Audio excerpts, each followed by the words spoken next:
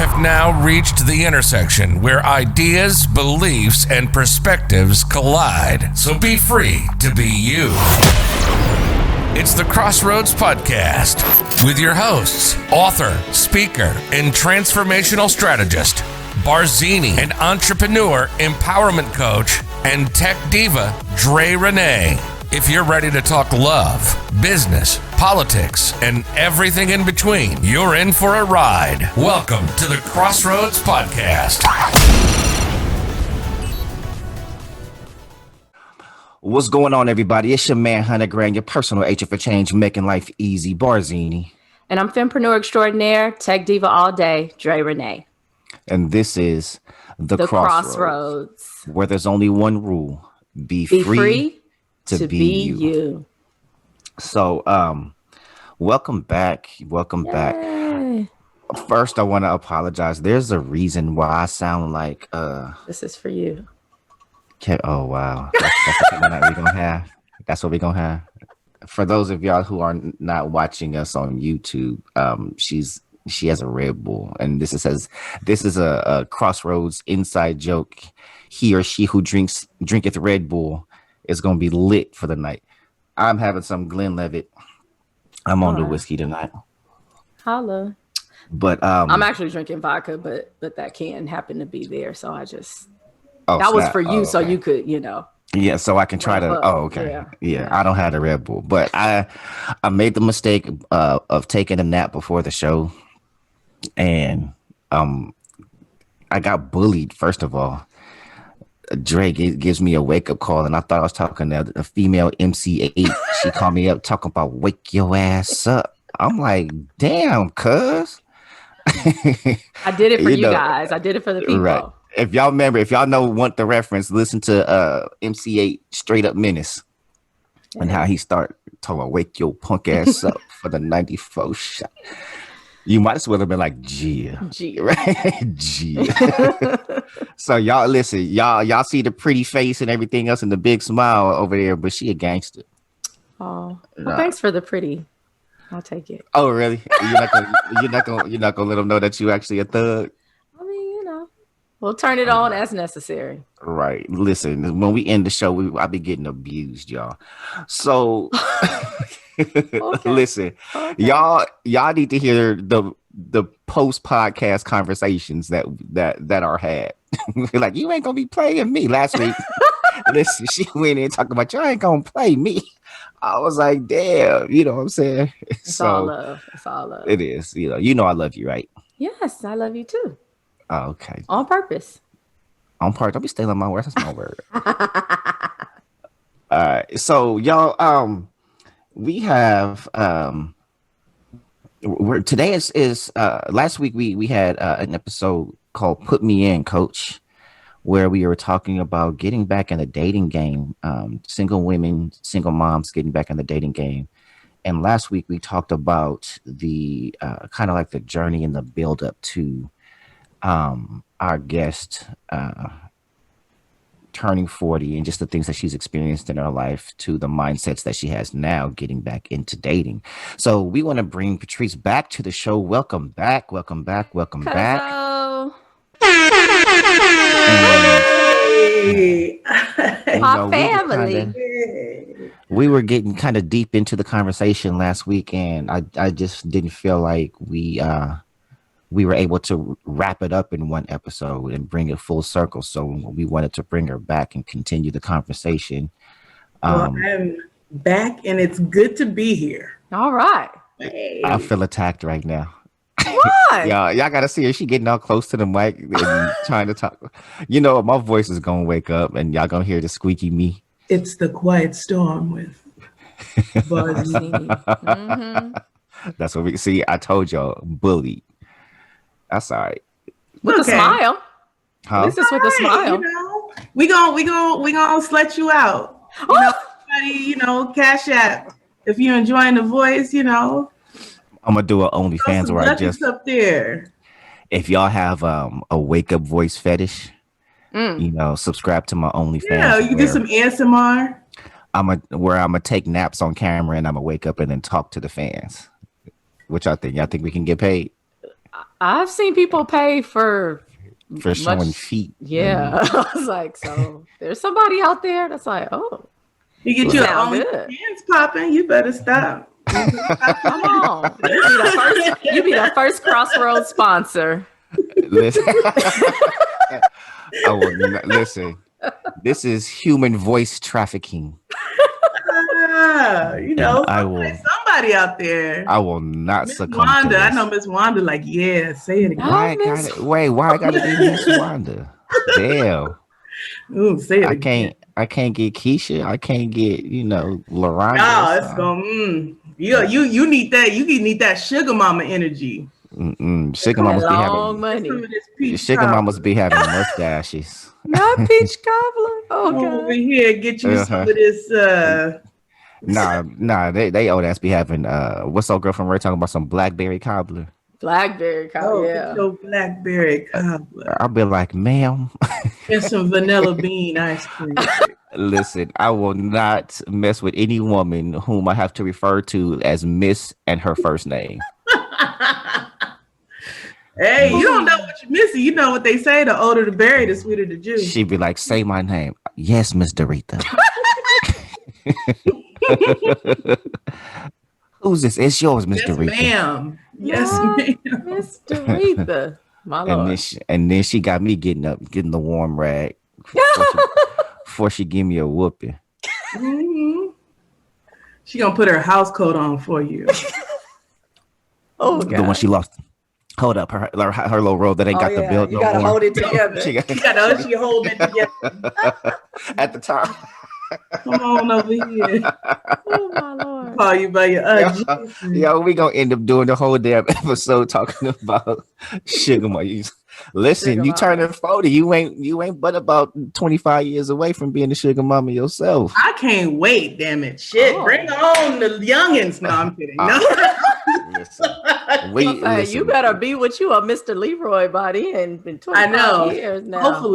Hopefully, Mr. Leroy don't come on through. Come on now, Leroy. Where you at? Nah. His ass be on the front porch with a cigarette hanging from his mouth, yelling at everybody on the block. No. Look at that. Look at this little motherfucker right here. Look at his ass. No, he need to have his little ass in school. But he gonna be able to fix your carburetor though if you ever have some problems. He can't, but he ain't gonna call it a carburetor. Leroy, come look at it for you. Come on, Leroy, come on out here. Right, for a Colt 45 and a right. Listen, Mr. Leroy, and you think he gonna blow the damn carb because he always got, and he don't never light that damn cigarette for some reason. Never. That's what he saved money. Doctor told him to stop smoking about 15, 20 years ago. But he ain't been smoking. He just been holding unlit cigarettes. Just hanging from his hanging. Of it. All right, so I'm drinking tonight too, guys. We don't have no sense. Cheers. The senselessness is brought to you by the Kraken. We might as well go ahead and toast to this evening's episode. Patrice, if you don't know, the mantra is that I do not drink with people who I can't toast with, and I always toast to the same thing: health and wealth. So, cheers. Oh, cheers. Health and wealth. All right. All right. So let's kind of unpack last week and then move into this week. And we talked about friendships, true friendships, faux friendships, situationships. Mm-hmm. We have an episode that'll be airing soon. Textationships. DM-ships. So we did an episode on the effects of social media on relationships. Mm-hmm. That's called social distancing. So what is the mind space that you're in right now as far as getting back into dating? Like, one, where are you in the dating? Like, have you been dating? Are you just kind of looking forward to dating? Like, what's it like for you now? Well, I try, over the years, I think when we left off the last time, I was just saying, like, when I had my son, the game really changed for me. Mm-hmm. When it came to going out and meeting people, like the kibosh was just put on all of that. So I've been real in the house, for the past 10 years. Well, he's 13 now, so the past 13 years, but me and his dad separated when he was 3. So the past 10 years, I've just been kind of really, really focused on him. But I had been able to kind of get out and dip and dive a little bit, you know, on the slide, but nothing that was going to pan out to anything. So now she's been creeping, y'all. She's been creeping. Oh yeah, you have to creep, you know, shoot. Gotta get the creep on. But when your son is now pulling up on you and asking you like, so mom, when are you gonna get you somebody? You know, like, okay, all right, okay, you got me. I've been over here hiding, you know, and not really putting my foot in the water at all. And I'm just ready to date. You know, I'm ready to, you know, let's go out. Well, we can't go nowhere. It's the COVID, but let's pretend that COVID is not a thing right now. But like, you know, go out, you know, let's go dance. Let's go to a movie. Let's go to grab some dinner. Let's, you know, we can Netflix and chill. We can go to a ball game. We, you know, go to the beach. Like, I just want to start spending time with someone. Like, just good old fashioned fun dating. And it doesn't have to be exclusively, you know, one person. You know, I feel like this is the time of my life that I can kind of, you know, see what's out there a little bit. Like, I'm not ready for a settle down, you know, like I still have some, you know, some stuff in my life that I gotta still see through, but, you know, I'm ready to kind of open up the doors to let somebody kind of step in a little bit. Whereas before I was like, this is what it is. This is what we doing. And that's it. So now I'm ready to like, okay, come on in. Let's see what we can do. You know, let's see where we can go with this. That's where I am. I'm more open because as of before, I wasn't really open to really dating to someone because I was like, you know, petrified about, you know, what my kid is going to think. And I don't want a bunch of people in and out. And who's this week, mommy? Are you my daddy? You know, like, I don't like, I didn't want to do that. So now he's old enough to understand, you know, his dad has since remarried. You know, it's very easy for dudes sometimes to rebound and hop on and do something else. And because I'm doing most of the heavy lifting when it comes to raising him, you know, I just kind of had to like do that. You know, it's not about me anymore. It's about this kid. But he's gotten a little older. He's got his own friend groups. He's more social than I am, you know, and it's time for me to get on out there and just see what the lay of the land is. I did try some apps and that was a mess. So I'm go that route again. I mean, that's a whole nother episode. Yeah, I was gonna say you know, I got catfished, you know, just in a nutshell. The dude told me he was 35. I showed up on the date. He was like 19. He was so young. His ID was like with the blue red line. With both of the stripes, with the blue, red and the blue. And I was like, come on now. What is going on? No, you know. So I dealt with some of that and you know, old flings coming back. Because, you know, as I was saying, there's a satellite who kind of stay in the orbit. And sometimes they swing a little closer. And sometimes they in the outer reaches. So tried to do the swing back. That never works. Well, it doesn't work for me. I know people who've picked up where they left off from years ago. And now I'm trying my hand at sliding in the DMs. Why not?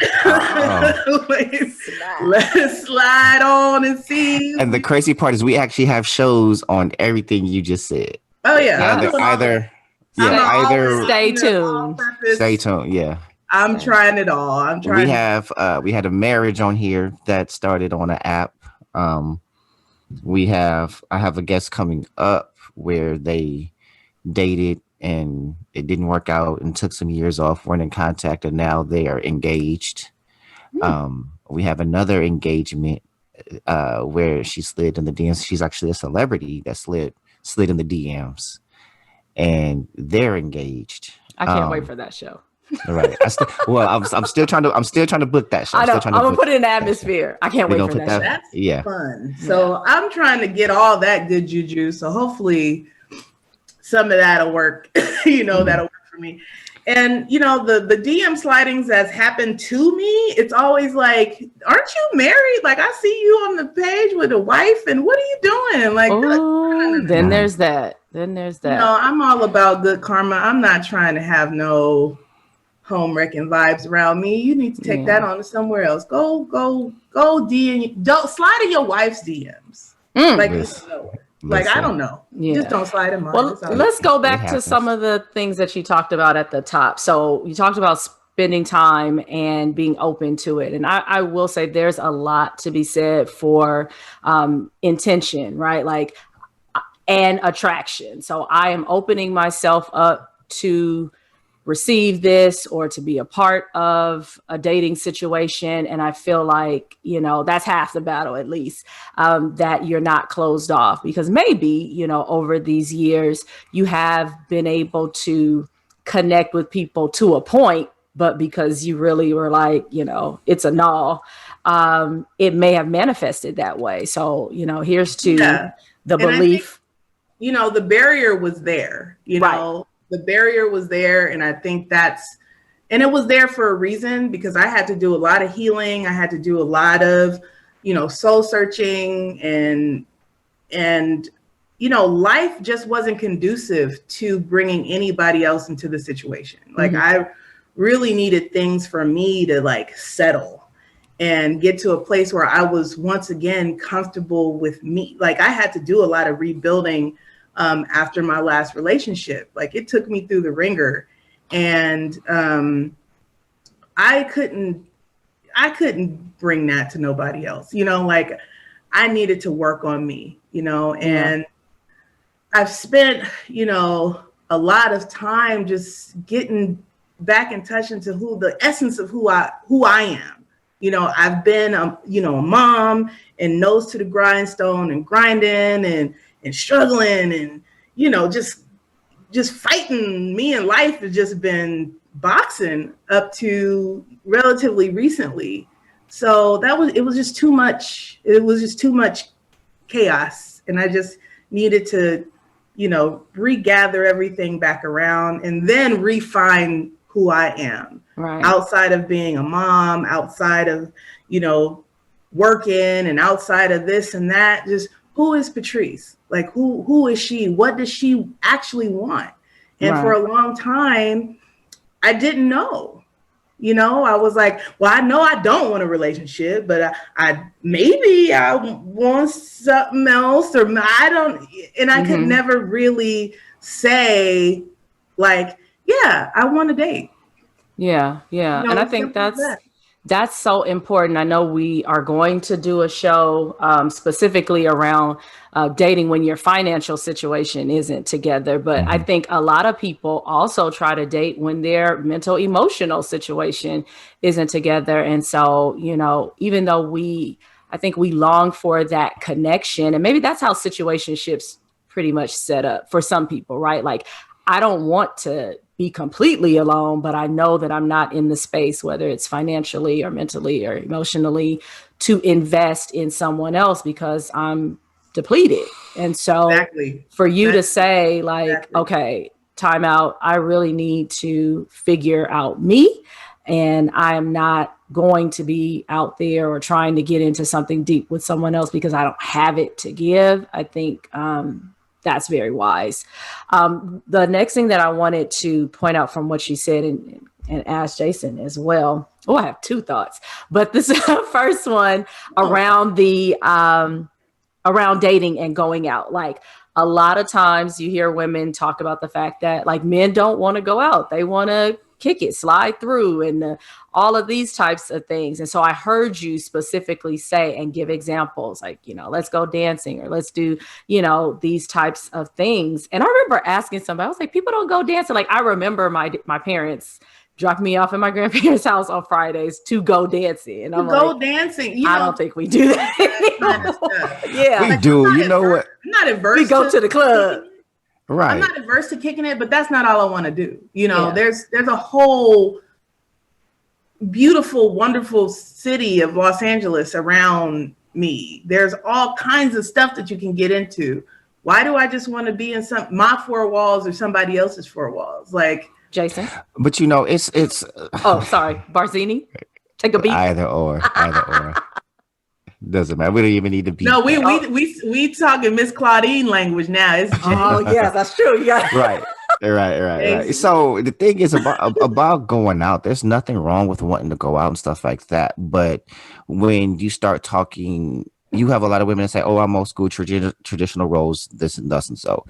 It's expensive dating, y'all. Like, sometimes we do it. It's like.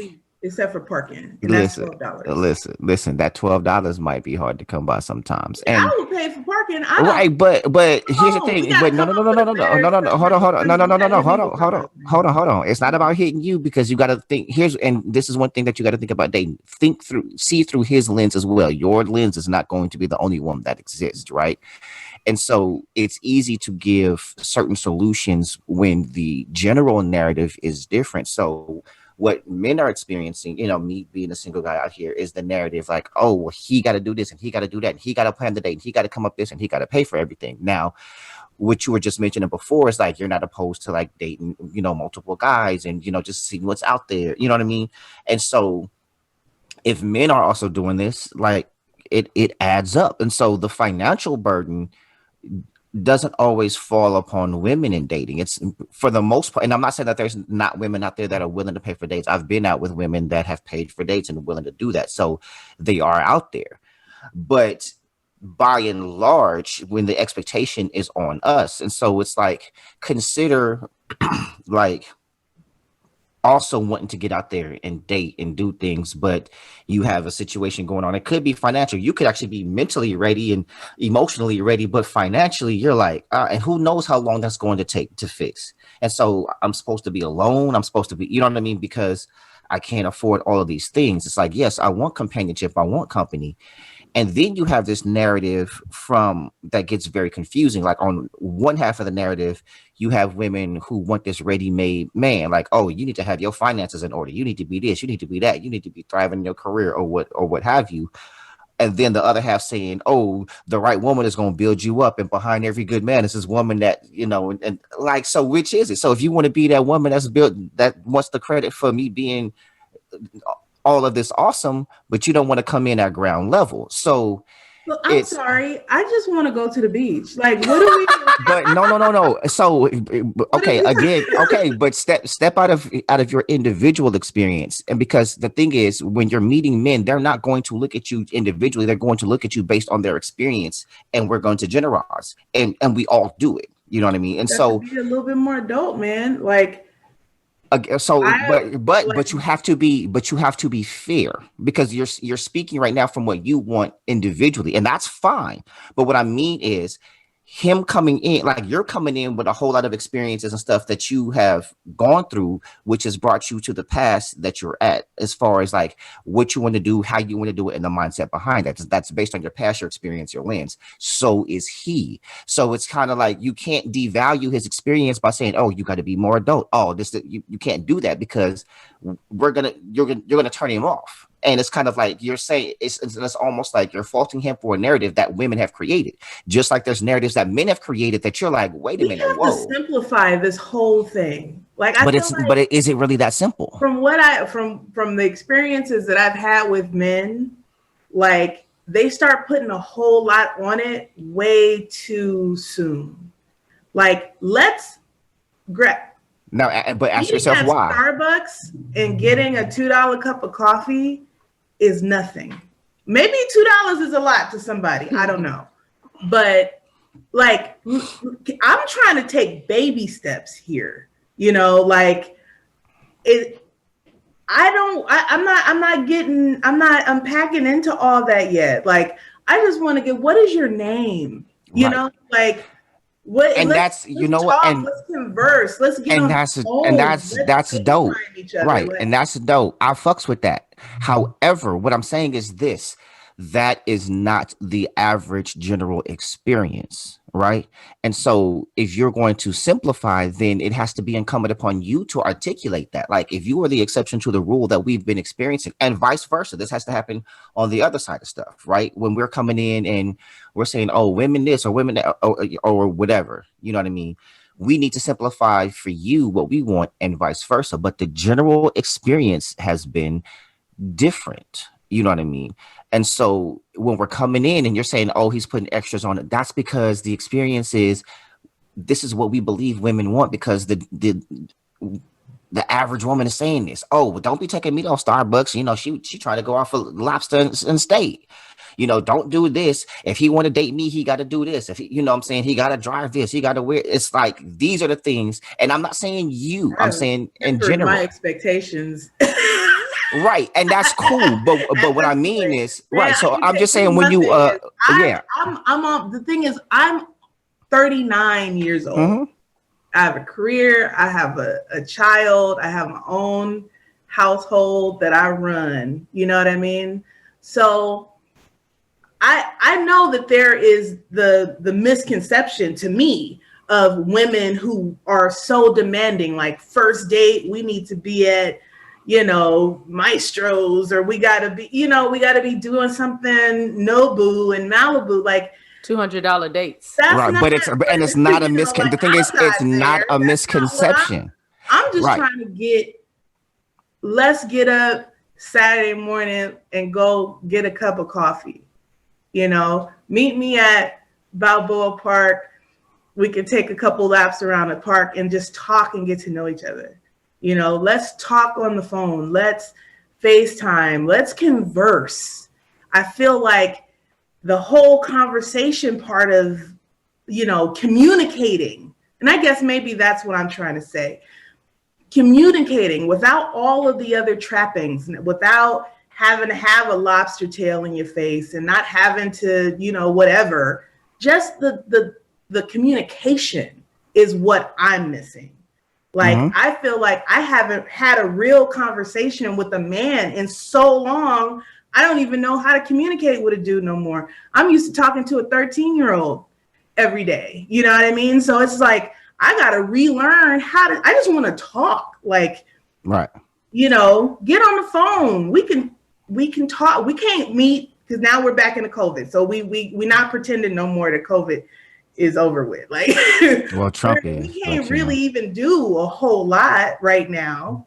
Right. So, well, right. So let's just communicate with each other so you can understand, you know, who I am as a person, and then you can learn what my expectations may or may not be. I'm not like no other woman is going to be just like any other woman. You know? But here's the thing, right? But you're also not dating women, right?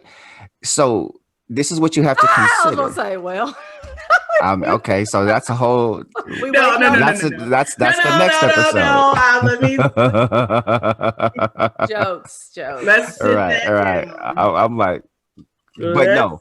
So this is all I'm saying. Again, everything you're saying is legit, valid, cool. However, the part that I don't rock with is the misconception part, because again, we're failing to see from the other lens, and where we go wrong a lot of times on both sides is we fail to see from the other lens, and that the things that you're experiencing are very real. So just like if you're expressing your lens, I as a man cannot discount it and say, oh, well, men don't do that. Oh, well, I don't think that happened. I'm not a woman out here trying to date men. You see what I'm saying? So I have to value your experience in your lens and help you unpack that and show you that I'm the exception to that, if in fact I am the exception. So, and vice versa. So if you're trying to show him like, hey, I hear you, I understand what your experience has been, but that's not me. I don't need lobster and steak out the gate. Let's just go sit down and talk somewhere. Let's just have some long conversations. Let me put you at ease and show you I'm not her and her and her and her. You know what I'm saying? I'm not trying to break the bank. Let's do something simple, because what I want out of this you're not going to be able to buy anyway. Right. And so for me, I have to show you like, hey, I'm not just trying to smash and dash. I'm not trying to do this. Like, yeah, I'm like, it's that empathy piece that a lot of times we're missing, because a lot of times we go into these situations only thinking about what we want. And when we do that, we begin to discount the other's experience, and that can be hurtful. And then we want to move on. It's because we just want to express what we want, and then want to express the desired behavior from the other side to facilitate what we want, rather than opening the door and clearing the path for the other person to provide that. Like, hey, this is what I've been through. This is, this is how I think, and, et cetera, on both sides. So that can be part of those conversations that you're talking about. And so what you've expressed is very realistic. It's very logical, and it's very practical. But I venture to say it took a while to get there too. And so I've never been like, the thing is, I'm not high maintenance. I'm not a high maintenance person. I never have been. I don't, I don't get turned on by some of these things, Right. As long as you clean, your breath don't stink, you don't have no missing teeth up in here, or if it is missing, it's like in the back where you can't really see it. that missing back like that one over here, I'm not looking, that's just not me. Like, I'm just not materialistic. So like, here's a question. Extent, we all are, but it's not making or breaking me. Right. So here's a question for both of you, and fill me in on this, because this is where things can go left really quick, right? Because what you described about what you want also opens itself up to create comfort, if not too much comfort, right? So if you express to me, say we're dating or we're communicating, and you're telling me all the stuff you just told me, I don't need that. I'm real simple. I'm not high maintenance. We can just do that. And I'm like, bro, man, she mad cool. I ain't even got to spend all this bread. We just, we just be posted up. We just, good with the wing style. Listen, bro, you know what I'm saying? That's all we And so, do. Right. And so when you present as low maintenance, which is fine, have you ever experienced, or do you think that opens up to just dude is mad comfortable, and while you cool with the Starbucks or picking up some wings and chilling somewhere, he's not even looking at, okay, let's get dressed up and go to the disco.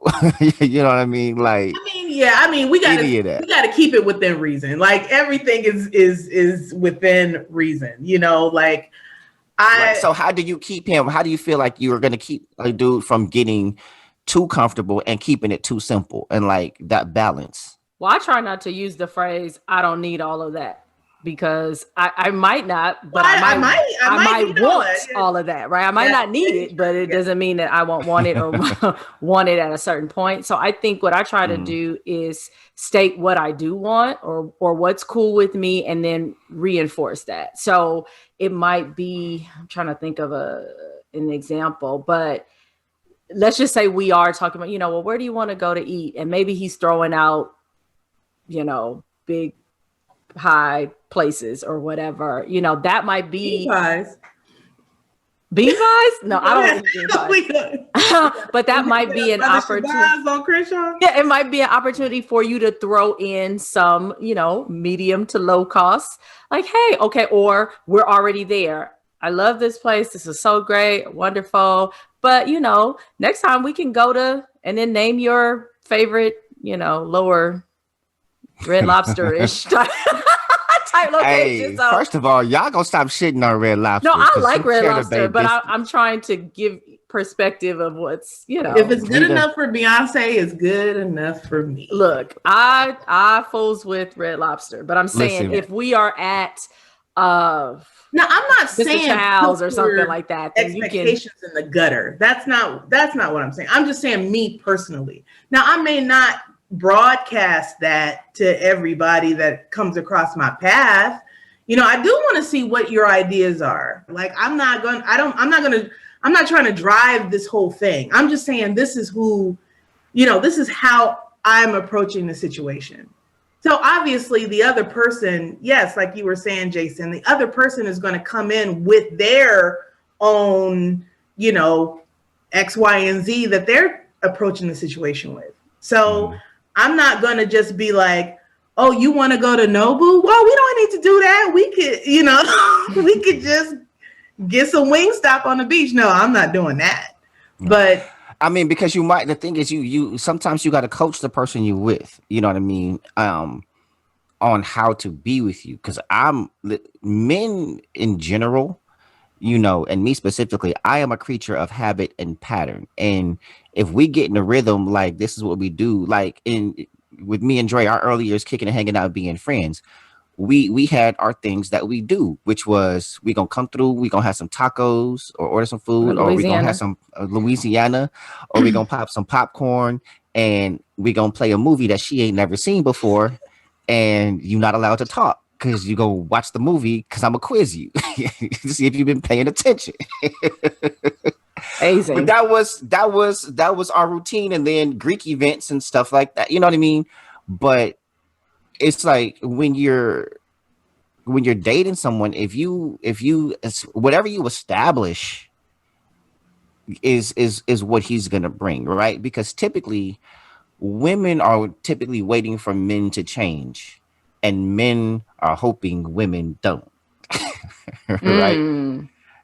I was gonna say right before you said that, I was gonna say whatever your expectation is, you have to address it early, right? Or like right when you feel it, because if you're thinking, oh well, we went for Starbucks, or we're always getting coffee, and I really want a meal, and you think he's gonna upgrade to a meal by himself. Nah, we not. So I'm saving money. Shit. But at some point, you not hungry.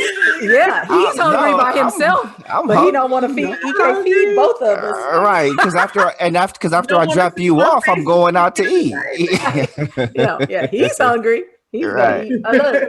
Listen, be careful for dudes that snack a whole lot, because y'all not gonna be going out to eat. He full.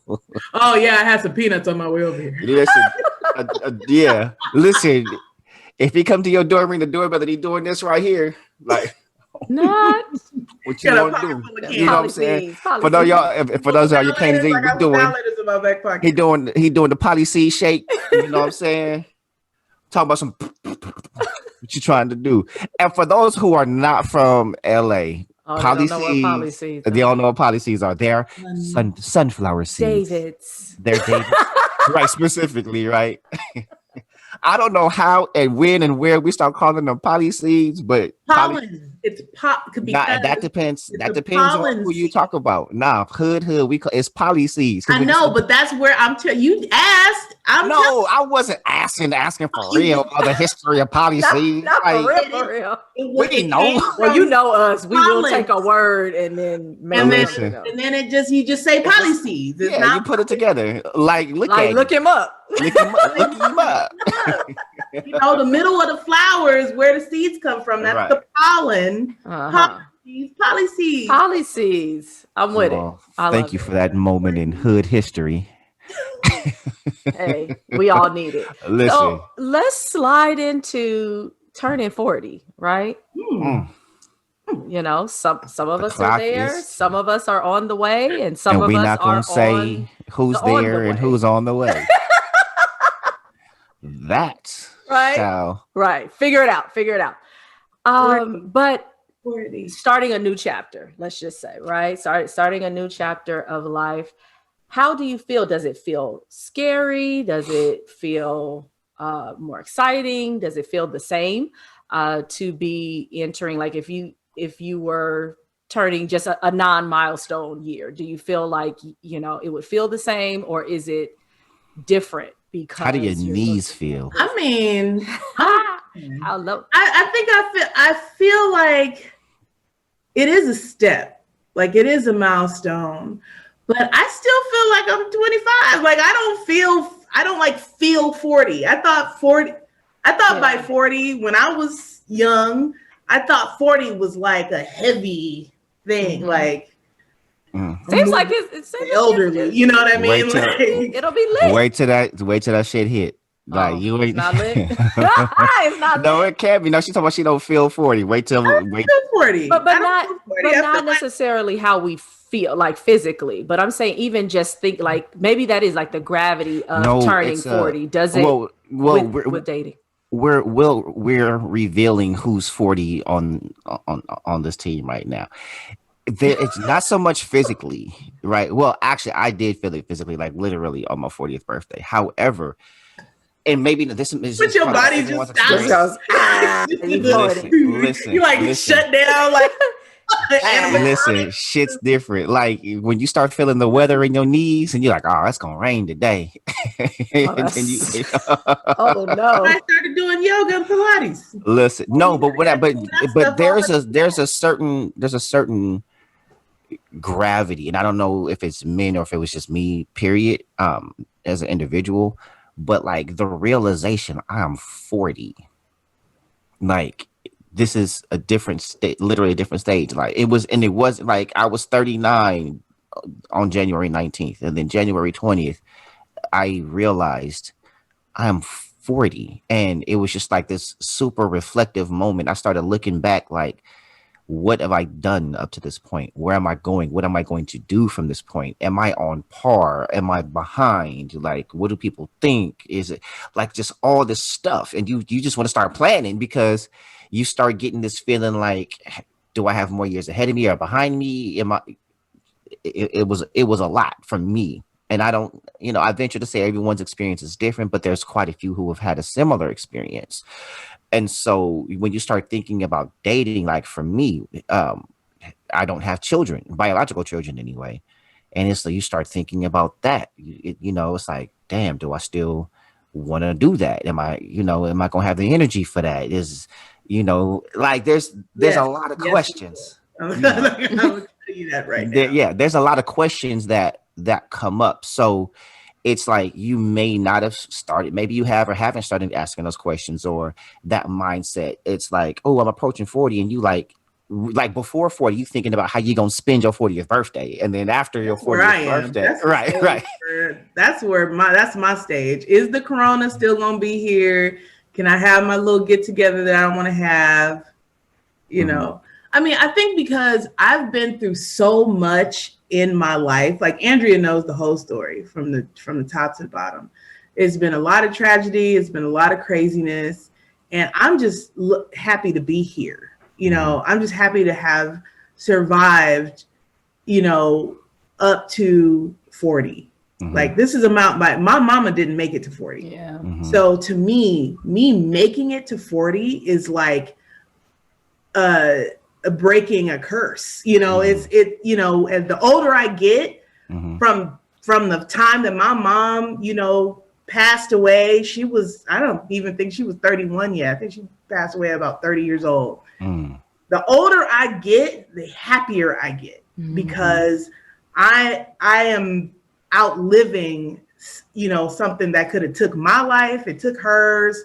And, I'm able to see my son grow up, hopefully, when he gets out into the world and is great and does whatever, if there's grandchildren, like I can't wait to see all that, because I know that this life is fleeting, and I can't spend time looking backwards at the woulda, coulda, shouldas. Like I am here, and I love the fact that I made it this far. Mm-hmm. Maybe I could be farther along or, whatever, but that I'm happy where I am. Mm-hmm. I've overcome some really ridiculous odds to be mm-hmm. where I am.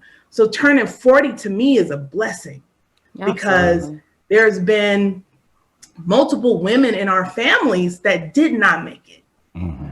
Our past generation, moms, aunties, gone mm-hmm. before they turned 30. And for us to be now moving into, like, this is a blessing for me. Like, I can't wait, you know what I mean? Like, it comes with a lot of wisdom. There's a lot of, patience that I've developed. There is, a whole lot of love. I've been able to set boundaries for myself. I've experienced a lot of love. heartache, the pain, the tears, the happies, the cry, all of that all together that's been my life. Making it here is, I mean, I can't even really put it into words. Yeah. So, you know, there's a lot of people who haven't experienced that. So their biggest crisis is 40.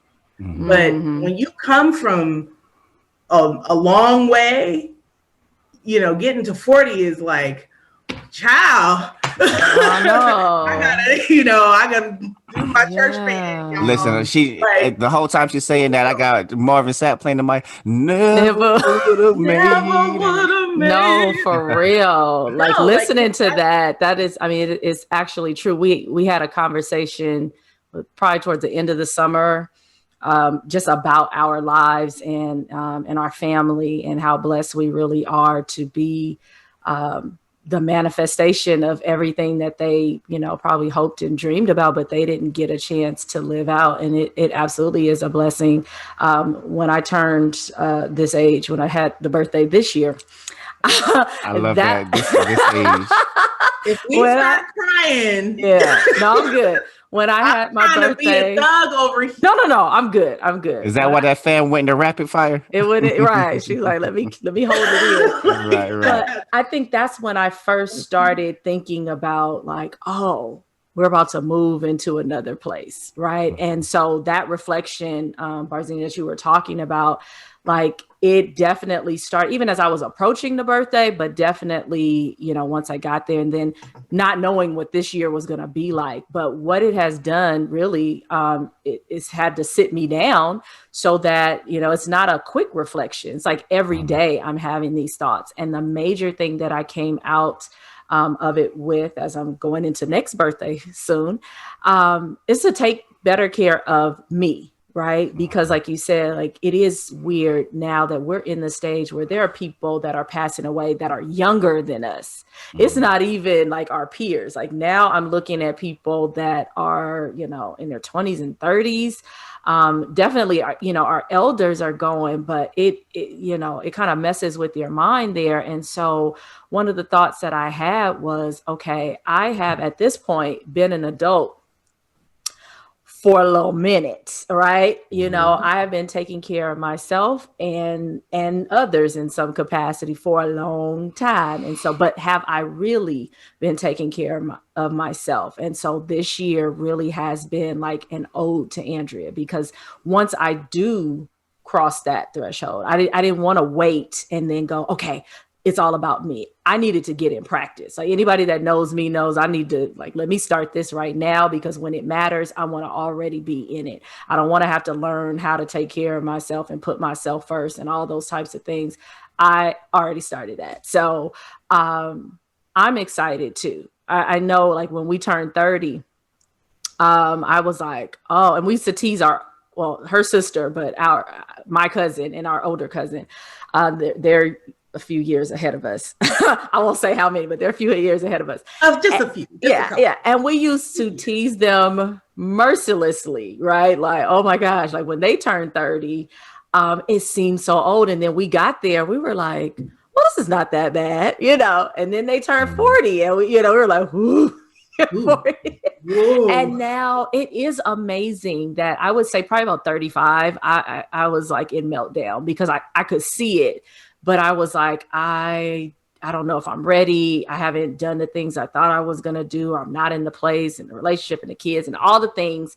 But now, like you said, like it is truly a blessing. I'm excited. I feel like, you know, I feel the best that I have felt in a very long time, physically, mentally, emotionally. I have, you know, I've been blessed to like have more so I can do more. And it just, you know, it seems like an adventure waiting to happen. So I'm definitely looking forward to it. I just to that. Right. I just had I don't have any left. I got a sip. Oh, you got a little bit. You just got a little take sip. That on back.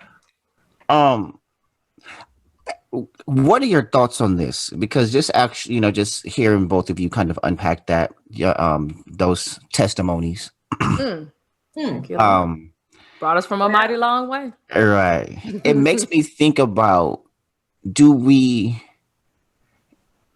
or how we don't necessarily enter into dating situations with an attitude of gratitude about life in general. And because we don't look at life from a lens of gratitude, we put all these expectations on someone else because we essentially want these things to occur to make us happy. You know what I mean? Rather than, hey, I'm in this thing, I'm looking for an addition to happiness that already exists. I'm looking for somebody to complement the gratitude that I already have. Like Patrice was saying, I'm just happy to be here. Yeah. You know what I mean?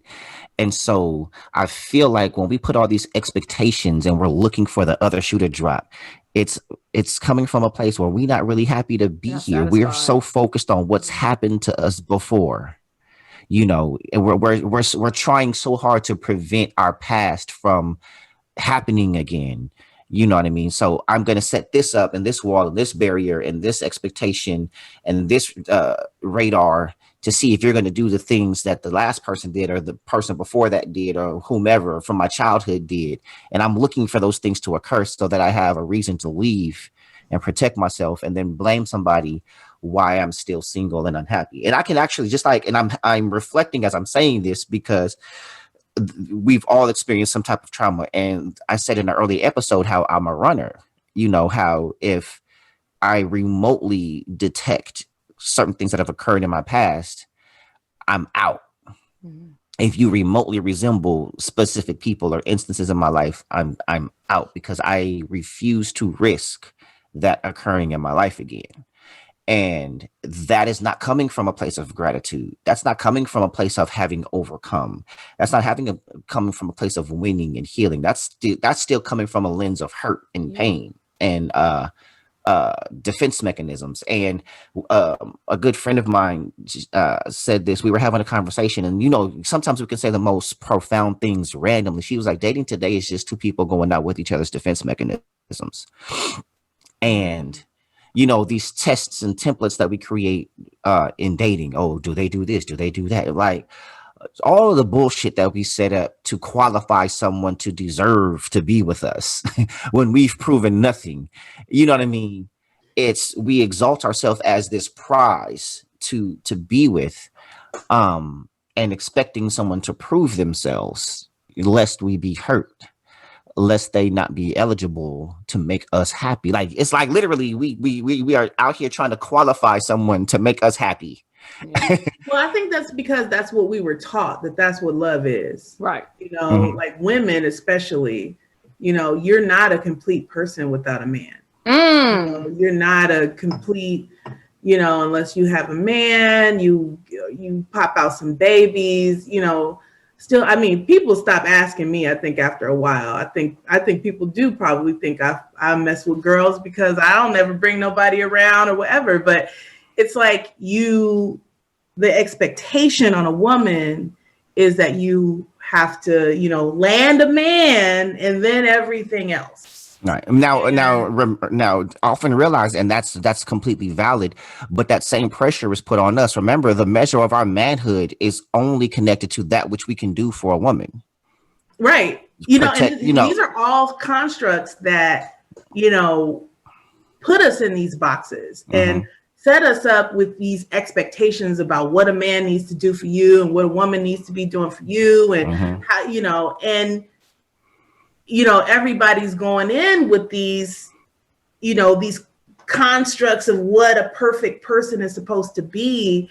And we build up this pedestal. But I think as you live and you learn a little bit, I have to take each person as they come. You know, there's no way in the world that I can assign all the faults of every dude that's run across my path to this, you know, poor soul that's coming along, you know, right now. Like, because I don't want that to happen to me. I don't want you to see me come in and think of Sherelle and, you know, Tanya and Toya and all these other people. And that's how you built me. That's how you see me. No, I'm me.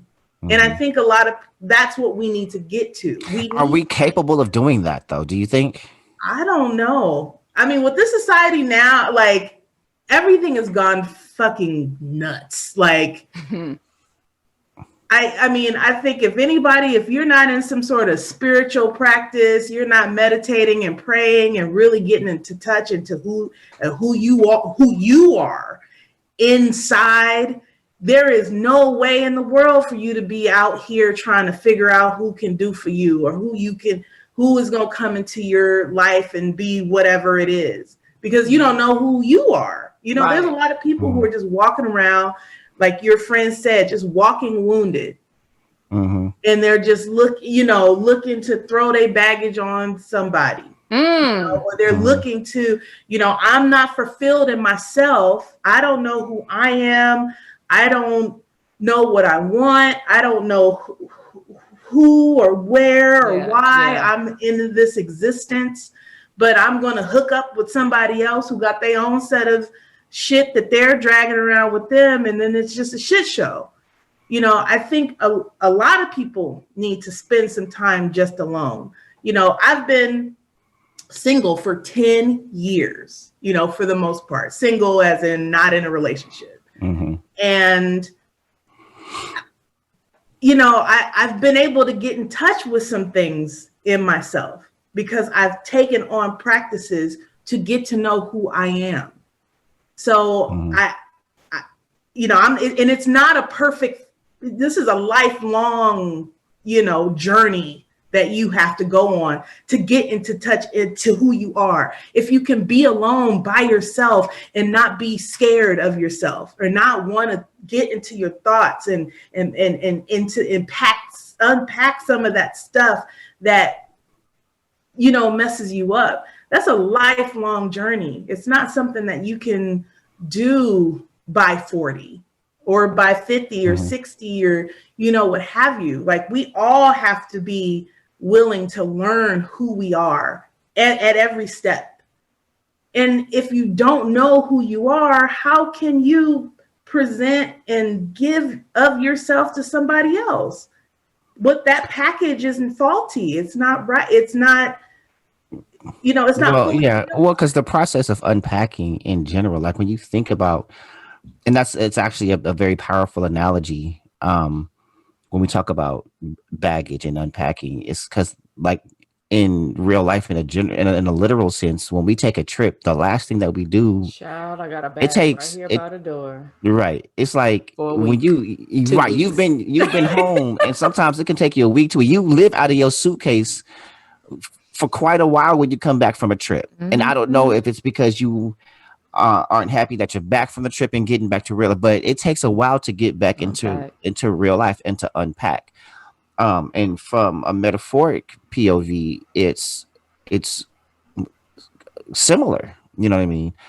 And I wonder if what's more healthy though, it's like waiting and unpacking yourself or finding someone that understands the baggage you have and is there to help you unpack. Are we really meant to unpack by ourselves? Now, I do 100% agree about getting to know yourself, but does that process have to happen alone, or can that occur with someone? I tend to side with the former. A lot of people are scared to be by themselves because they're afraid of what they might find, or they're afraid of what they might unpack. But I think part of the journey needs to occur that way, but part of it can occur with someone as well.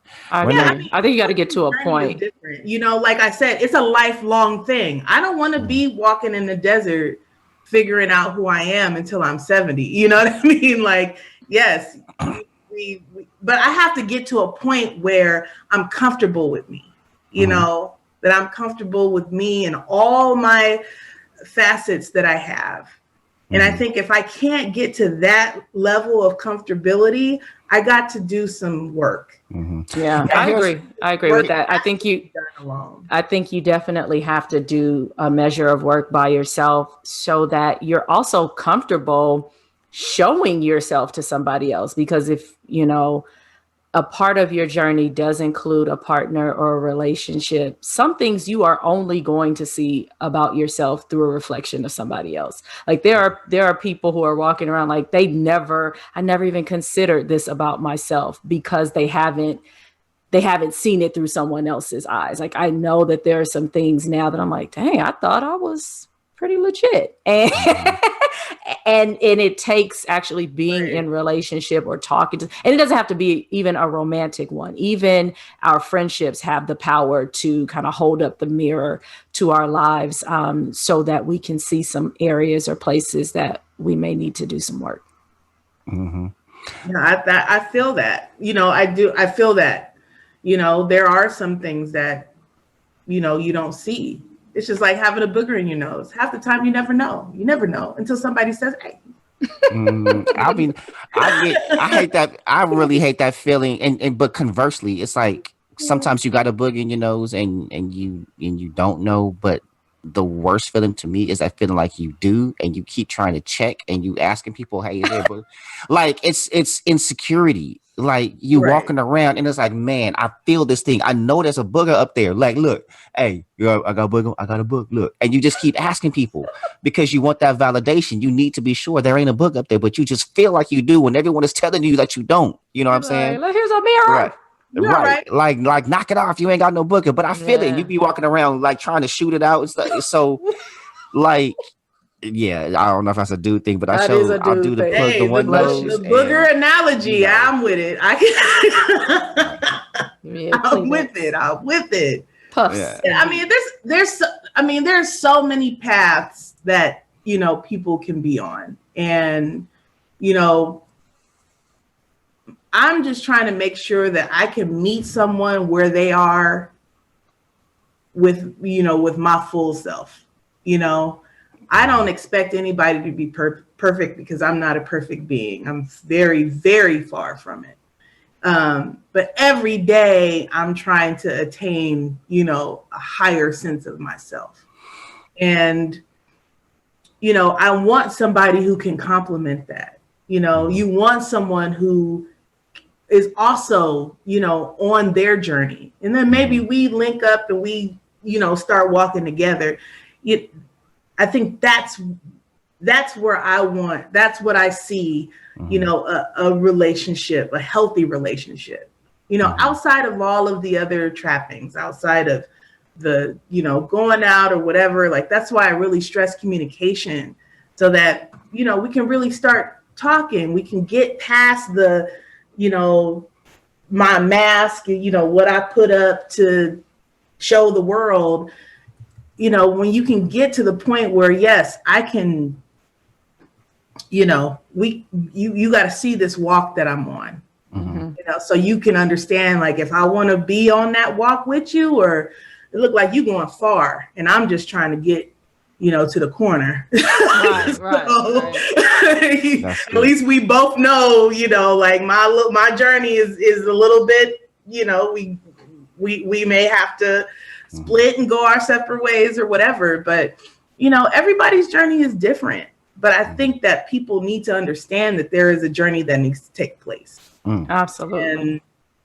And I think there's a lot in our society that, that wants to shield us from that, like shield us from really doing some soul searching and understand, everything is so like celluloid and it's so like perfect lighting and, I don't have no flaws and everything is so photoshopped up and it's like none of that's real. Right.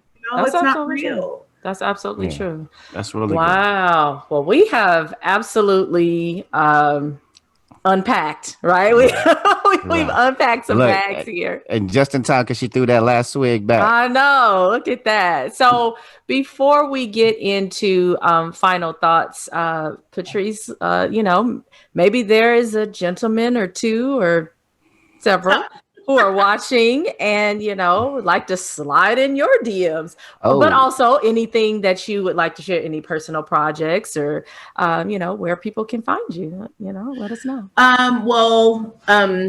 Tracy Cakes on Instagram. My nickname is Tracy. Nobody really calls me Patrice in my family. So Tracy Cakes. On Facebook, I'm Patrice Lakey. Instagram, Tracy Cakes. Twitter, Tracy Cakes. Don't follow my Twitter because I only have like I don't post nothing, but like 7 tweets. Well, follow our Twitter, but Follow our Twitter. I've done a few projects over the quarantine. I did self-produce a stage reading of Amen Corner by James Baldwin. And then I have a couple of other Zoom readings of some plays. So if you go on my page, you send me a friend request or whatever, you can find my little projects that I've been a part of.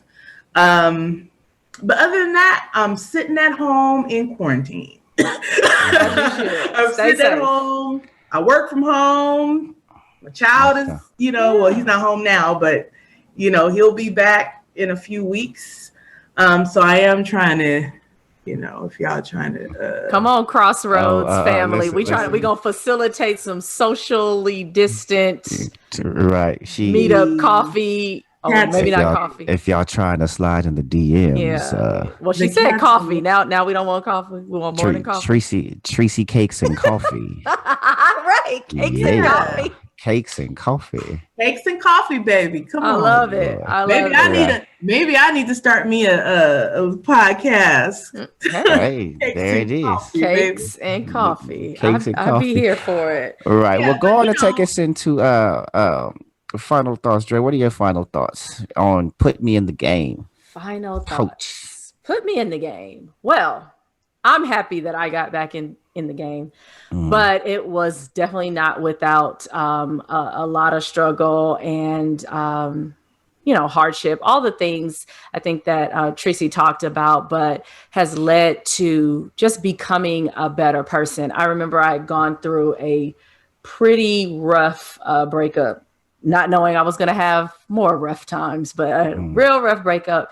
And I don't even know if Barzini remembers this, but he asked me, like, what is it that you like to do? Or what is it that you want? I think that was the question. Like, what do I want? And everything that I either said or started to come out of my mouth was really in connection to somebody else, whether it was, my family structure or the relationship I had gotten out of. I really did not know what I wanted as an individual. Like, everything was connected to something else. And it was an eye-opening moment. It still took me some years to get there, but I was even reflecting after our last conversation, like, wow, how different I am, how I'm able to, now I've always been able to articulate myself about things that are factual or business or things I've studied, but like about my feelings and not being afraid to feel them, and then to articulate that to the person or the people that I'm in relationship or friendship with. And so I think that is very important. Like, knowing what you want will help you to erect those boundaries. You will not be able to say to somebody, this is what I want, if you don't know what you want. You're not able to validate them as hitting the mark if you don't set a mark. There's no target. They can be shooting, kind of anywhere. And so I definitely think it's important to be one with yourself. If that's, people call it dating yourself or taking yourself out the mix, like whatever is necessary to make sure that you are in a healed place, but also not to be afraid to get out there. Like, there's a time, right? Like, and I've never been hurt as an athlete. I have played sports before, but that there is a time to get out there and test your ankle or test your knee, right? Like, the doctor says you're at 100 and you can't be afraid to put weight on it. You can't be afraid to jump on it. You got to get out there and get back into the game. So take the time you need to heal, but also don't extend that forever and ever. You got to get out there and play on it. So that's my thought. All right. And jump on it. Take your shit, and if you want it, show no shame. Oh, sorry. Lord. That's us. It's a little bit of Far Side. A little bit of Far Side is all right. In the same vein of Put Me in the Game, coach, in the sports analogy, I echo the sentiments of Dre and getting back in the game, but also understanding that path that you're going on, that journey that you're going on, it's constant. It's a constant reintroduction to the many versions of yourself that you are going to become, and that your thoughts on your situation or your life or your past or your future are incumbent upon your lens and how you see it. Your situation is going to be prolonged or changed by the way that you see it. And so with the metaphor or the analogy rather of being injured and having to put weight on it, two people can have the same injury and view it so many different ways. Like when we think about basketball and Achilles injury, I've always seen people carry it off the court or on crutches. But my favorite player, Kobe, rest in peace, the late Kobe Bryant, I'm always reminded, and this is just a life lesson of when he was playing the Warriors and he failed and he tore his Achilles. And he knew it right when, because he grabbed right at it. And this man stood to his feet and he walked under his own power to the free throw line, hit 2 free throws, and then walked off the court. Yes. And so come back on it. He didn't get dragged off no wheelchair and then come back out the locker room. Right. That happened. But that occurred because of his mindset regarding that. Like, we've watched him go to the sideline and get dislocated fingers snapped back in place. There was nothing that was going to keep him out of the game if he could help it. He always wanted to be in the game. And not only did he always want to be in the game, he wanted to dictate the game. Yeah. They were going to win the game with the ball in his hands, or they were going to lose the game with the ball in his hands. And he always wanted that pressure, and he wanted and welcomed that pressure because off the court, he prepared for that pressure. He worked on him. He was always in the gym preparing, and he always wanted to be better than the next. It reminds me of Jay Williams talking about the time where the Bulls come to town to play the Lakers, and Jay went to go get some shots up, and Kobe was already in the gym working out. And so when Jay finished his workout, he said he heard Kobe working out for an additional 30-45 minutes and then at game speed and then went in the game and put up 40 on him. And so after the game, he said, man, why did you, like, you were still working out like after I left? He's like, why? And Kobe said, because I heard you come in. And Kobe decided nobody was going to prepare more or work harder than me. I am going to mentally be more prepared than you and then physically dominate you. And so when we think about our lives and we think about dating and everything else, our preparation for this path that we're going to go on is going to dictate how it's going to happen and how it's going to occur in our success rate. Your preparation, proper prior preparation, prevents piss poor performance. And so the more that we prepare for the journey that we're going on, we increase our probability of success. And that's in every facet of our life. So those are my final thoughts. I want to thank everybody for tuning in this week. I want to thank Tracy Cakes for joining us for this part 2. It's been amazing. I pray that so many of you have gained from what we talked about, gained from her experience, can relate it to your own experience and start the journey that you need to go on for success in your own lives. So with that, this has been another episode of The Crossroads and Imparting. As always, remember to be free to be you. See you guys next week. Have a great one. Bye. We want to thank you for tuning in to today's episode. Don't forget to subscribe to our YouTube channel and register for our email list for more episodes and projects from your hosts, Barzini and Dre Renee. Until next time, this has been the Crossroads Podcast. And remember, be free to be you.